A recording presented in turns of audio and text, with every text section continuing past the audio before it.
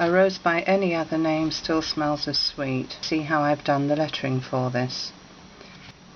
And I've got a piece of card here. I'm going to go in with the white pen because you'll be able to see this really nicely.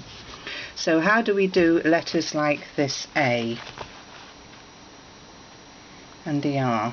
This is actually based on an Old English alphabet, which I have been playing around with on and off since I saw it in my teens, and of course then when you try to find the actual alphabet you can't. So it's many moons ago, so this is going to be to my best memory. Right, the A. 2 vertical lines, and they don't even have to be straight. Then I'm going to do a little cross piece at the bottom, and I'm going to bring that out to a curve with a swoosh. I want more curve to that one, so that's all from the top bit, and then I'm going to go right from the outside and do a swoosh across the top, and then the cross piece. Now if I decided that's a little bit too much, I can in fact bring this in a little bit more and do stripes. I can even do stripes here if I wanted. That gives it some perspective.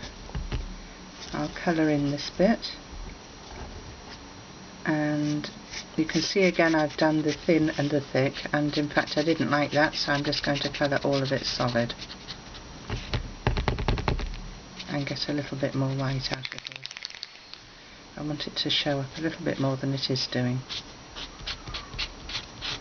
Right, in this case you could even just get in with a water brush, so I've done a nice swooshy curve there as well.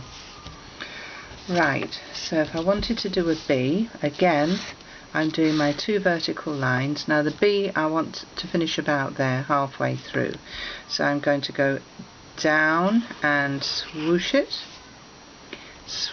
a nice curve to the bottom. I like to do a little flourish and then finish it off with a dot. That can have a little dot.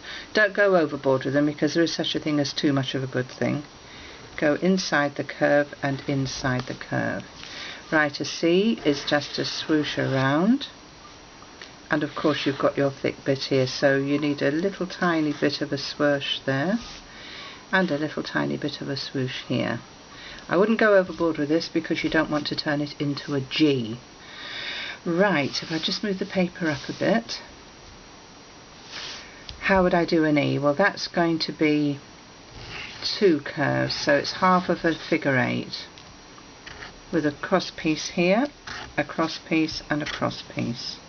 So a tail, a tail and a tail, and half a curve and half a curve. An F is going to be straight lines again, a big swoosh, that halfway bit again, not too much. You can have a very big swoosh there if you want, and one at the top, and the same with the E, that can have one at the top. Right, G, that's going to be a big curve and a big downward curve. A swoosh and another curve and finish off. So you could actually have a little one here. Trying to think of any other letters. Yes, S. S is always difficult. So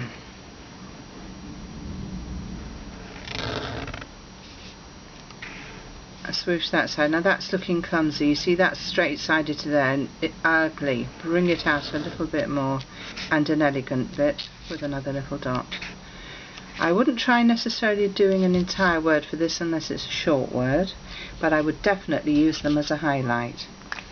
Right, I'm now going to use a fine paintbrush. So I've got blue water, so I guess I might even end up doing blue. Right, now then, I'll just move that over to my left, slightly safer. So the A, there you can see alright with the light. The A, I'm just going to colour in. And what you'll notice here is because I've got the white on the top and my spray inks weren't colour fast underneath, it's actually picking up some of that watercolour paint, which I rather like. So I can just simply do a bit of a paint job here, following my own lines.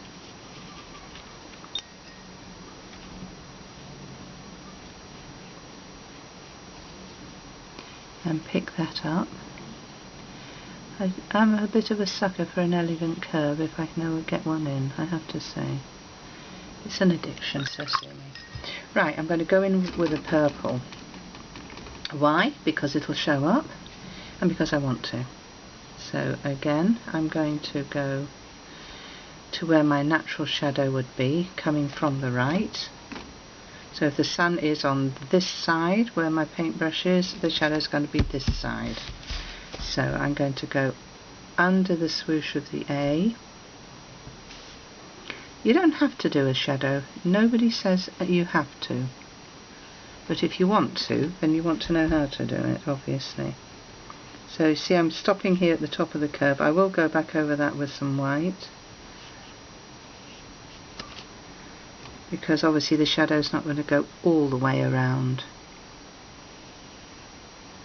Now if you do go over, as I have there, and you think you've made a bit of a boob, the thing to do is to grab a bit of kitchen roll and just blot that off, which will help fade it out.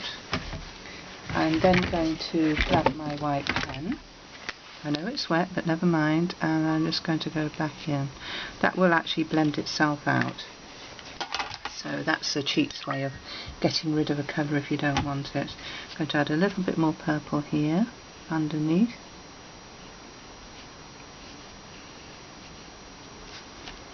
And that's given me quite a nice A. I'm quite happy with that. The only bit I'm not happy about is that. You can see why, because I went over my crossbar. So what I'll do here is just add some clean water, or clean water, and just blot it. That's a very easy way of getting rid of a mistake if you've done it in watercolour. Well, it actually wasn't a mistake, because I was thinking of painting over the white rather than to the side, and of course then I changed my mind with the other letters, so there we are. Right, and that goes underneath there, and that one is done. Right, let's have a look at the B. I think I'll go in, I've got a yellow, we'll see whether that will show up. If it won't, I'll switch to a blue.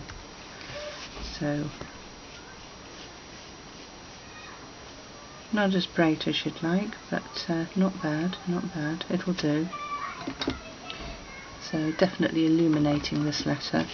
But to be honest, this is where I would then go ahead with something like a glitter glue.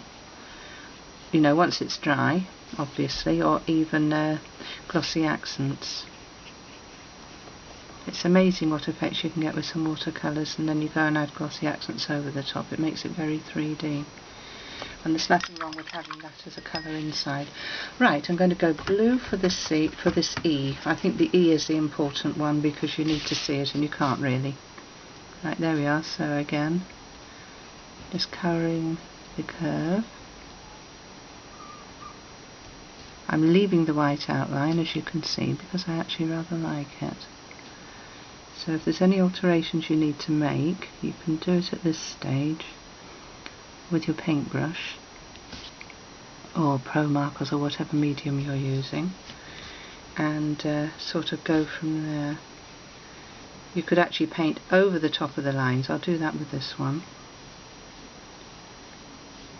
So you'll have a bit of a shadow. It'll be lighter, but not too light.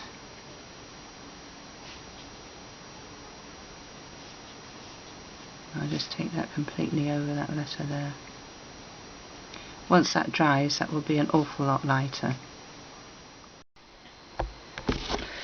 Right, back again. I keep running out of memory card. Right, this is a little Pitt pen. It's got like a fibre tip to it. So I'm going to add some shadow in. Make it even easier. Right, I'm just going to draw around the B. I think I'll be a little bit steadier than trying to use a paintbrush. And again, I'm keeping to the same direction simply because I started with the shadow in this way. If I suddenly swap all halfway through, it looks odd. You've got to decide on a direction and keep to it. I'll do the C in a different one. Right, I'm just going underneath in a sweep. and under, and that little bit there. And that's that one done, just a little bit stronger there. Right, now if I do the sea, and this time we're saying that here is the sun and here is the shadow, so it's going to be from the opposite side. So again, exactly as you were doing, you're going to go about halfway down with the curve and then pick it up. You see here where it's stopping? I'm starting from there, so I'm going underneath here, and I can't go down that side, it will be wrong, I've got to go behind. So remember, if the shadow's coming from the left, everything is coming from the right. If the shadow's coming from the right, everything is from the left. And of course I'm doing a shadow going underneath. If you want the light to come from the bottom, then of course you've got to change the rules. So there we are, that's that one. I rather like that curve, that's nice. And I shall go back in with a white pen when that's dry and change it around. Right, so say I want my shadow to come from the top. Well, they have, as you can see, because the sun is from here going that way, the sun is from there going that way.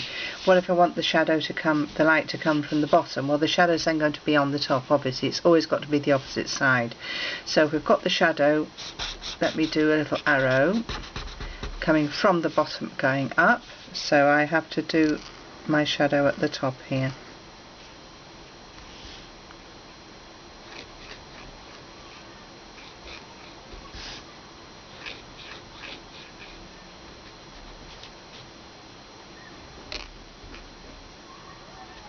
This can feel quite strange, you know, you have to think whether this is where you want your shadow to come from, because we naturally usually expect it to come from the top and go down, but if you're doing fancy lettering it can be incredibly effective to have it come from underneath. And if you do give a big shadow like this, very exaggerated, it actually can come up really 3D, very retro. So you see here I'm doing almost a block, so there's an angle to it as well, which makes it even more strong. Right, I'm going to stop that one there, and I'm going to come back in with the white, tidy it up, and then it'll be a little bit more distinct. So there we are.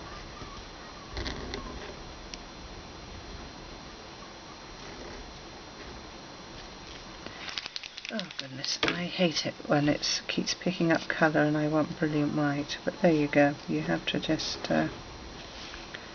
keep going and try and ignore these things.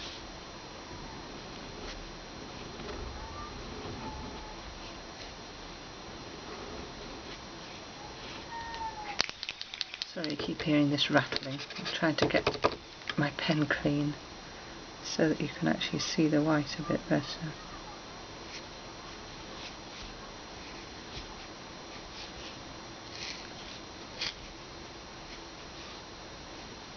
There, I'm a lot happier with that, and if I just do the outline of that E there as well, you can in fact see that drop shadow really distinctly. Right, I've just neatened this one up a little bit. Sometimes you can be a little over enthusiastic applying the shadow and then going over your original lettering, which can be somewhat annoying. And after all, you want a nice finish, you don't want it blotty if you can avoid it.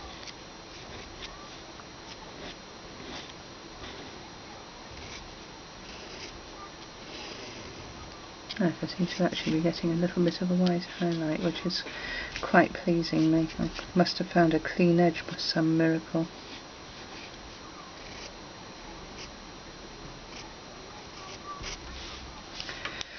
Right, that's looking much better. I'll neaten this one up now as well. This white does seem to be acting as something of a resist with the watercolour paint, which I'm actually quite surprised about. I'm just making this a little bit more curvy because I think it fits better.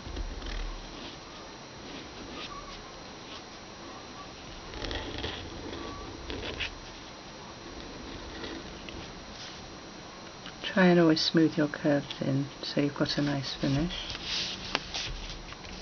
And here we are again. This is with this C, if you remember.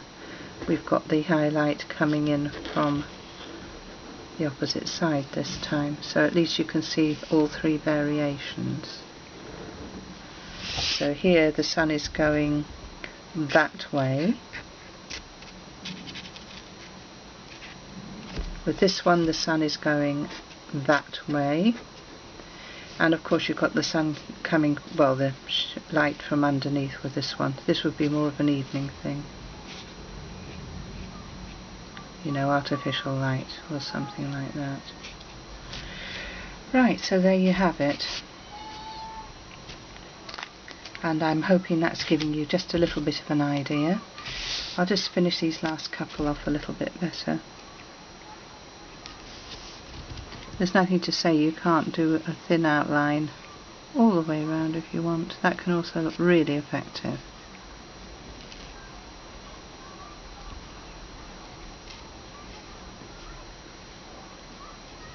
It just requires a steady hand, and if you haven't got a steady hand then you definitely need to draw in some drop shadows. As you can see, I've gone a little bit away there. Once you start in a trajectory sometimes you can't stop. So I'm just going to make the outside a lot thicker, which actually is no bad thing because it'll show up a lot better.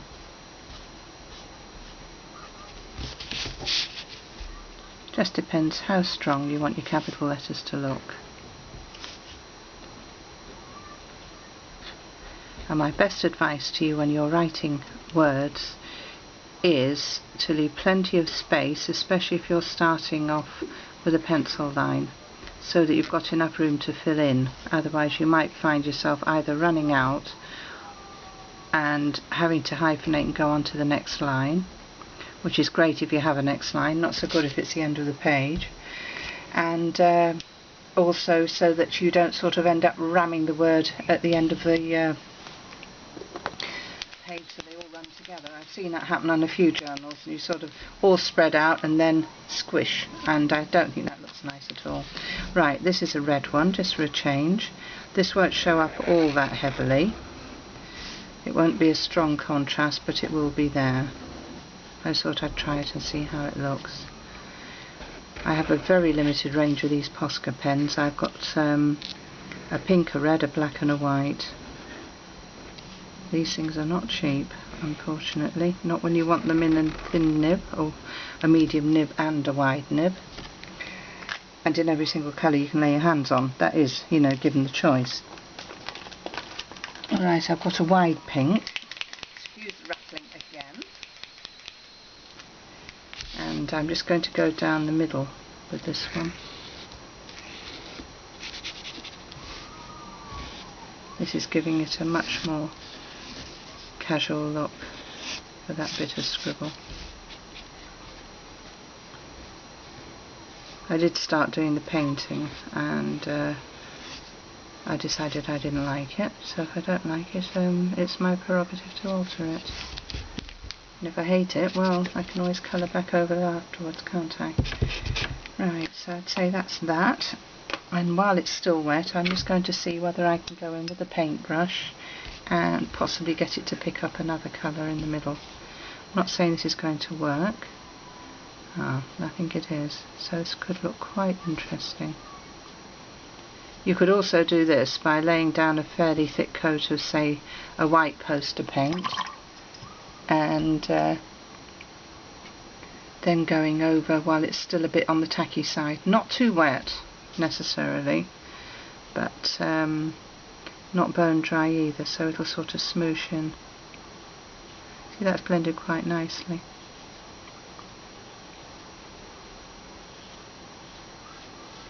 And in fact, if I go in now with dark purple, I might be lucky and it might just blend itself in. Sometimes you can get it to run in without being too runny, if you know what I mean. So this may blend. I'm doing that shadow from the like the A and the B, so it's coming from the right.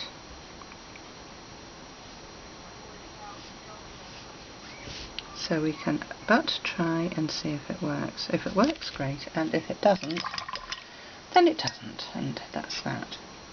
Right, and finally on that G I'm going to go in with some more yellow and just down the middle to give it a bit of a stripe of a highlight.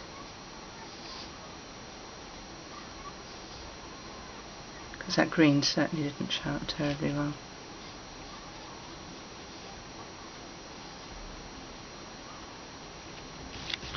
Right, that's a lot. What I will do now is add some glossy accents, and I'm going to do that over my wet G because I want to see what's going to happen with it. Right, so the trick when you're writing with the glossy accents is to use the narrow nozzle, go slowly, let it drip out, and if you fill the outline of your word first, you can then fill in and flood with the glue. It's a dimensional adhesive, so not only does it stick weird shapes, you can also throw glitter and holeless beads etc. onto it and they will stay where they're put. But if it's on a surface with a tilt, in other words, if it's not perfectly level, you will find that it will drip. You'll have a lovely downward direction, which will look pretty ghastly, to be quite frank. Okay, that's drawn that in. You can sort of guide it with the nozzle, or even a dressmaker's pin or something if you want. That should just about do that nicely. And I think I'll dump a bit of glue on the top, glitter I should say. I am very partial to glitter, I have to admit, so bear with me a second. Oh, what is it? Art glitter in I don't know what colour it is, sort of a silver. So I'm just going to dump that on the top fairly liberally. Now do not attempt to remove any excess at this stage, just leave it where it is, and once the piece is dried, completely dried, then you can just shake it off and dump it back into the pot. The amount I put on there, you saw it was really thick. That will probably take overnight. I wouldn't be at all surprised. So that's that, and I'm calling it a day there, and I hope you'll find this tutorial's been useful. I will do a little bit of a post with it once it's dry, just so you can see how that looks, and I will also do the A, but not right in this session. Anyway, that's it for the moment, so then you'll need to see the next video. Thank you.